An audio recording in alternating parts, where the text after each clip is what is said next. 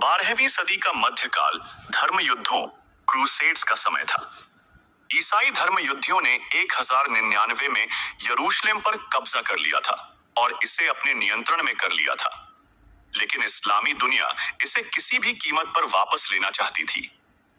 इसी प्रयास में सलाहुद्दीन अय्यूबी, जो उस समय मुस्लिम दुनिया के महानतम योद्धाओं में से एक थे, ने इस पवित्र भूमि को फिर से इस्लाम के अधीन करने का संकल्प लिया। यरूशलेम ईसाइयों और मुसलमानों दोनों के लिए एक पवित्र शहर था। 1099 में पहले क्रूसेड के दौरान ईसाइयों ने यरूशलेम पर कब्जा कर लिया था।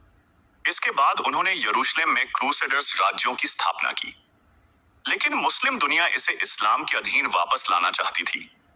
सलाहुद्दीन अय्यूबी ने इस लक्ष्य को पूरा करने का प्रण लिया और अपने शासन के दौरान यरूशलेम को वापस लेने के प्रयास शुरू कर दिए। क्रूसेडर्स के नेताओं, विशेष रूप से रेयोनाल्ड ऑफ चैटलन, ने मुस्लिम व्यापारियों और काफिलों पर लगातार हमले किए। उन्होंने मुस्लिम तीर्थयात्रियों के काफिलों को लूटा और उनकी हत्या की। यहाँ तक कि रेयोनाल्ड ने पवित्र शहर मक्का और मदीना पर भी हमला करने की धमकी दी। यह सलाहुद्दीन के लिए असहनीय था और उन्होंने इसके खिलाफ निर्णायक कदम उठाने का फैसला किया। यह युद्ध केवल भूमि और सत्ता के लिए नहीं था, बल्कि यह धार्मिक विचारधाराओं का भी संघर्ष था।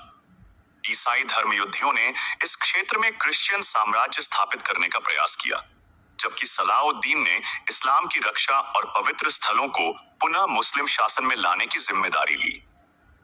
ईसाई क्रूसेडर्स के नेताओं के बीच आपसी फूट और रणनीतिक गलतियों ने सलाहुद्दीन को आक्रामक कदम उठाने का मौका दिया। 187 का समय, सलाहुद्दीन ने ईसाई धर्म युद्धियों को हट्टिन के मैदानों में घेरने की योजना बनाई।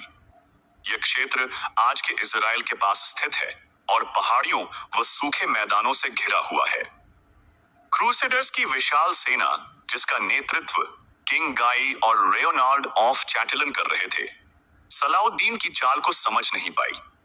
सलाहुद्दीन ने उन्हें ऐसी जगह पर लड़ने के लिए मजबूर किया जहां पानी का अभाव था और भीषण गर्मी ने उनकी हालत खराब कर दी।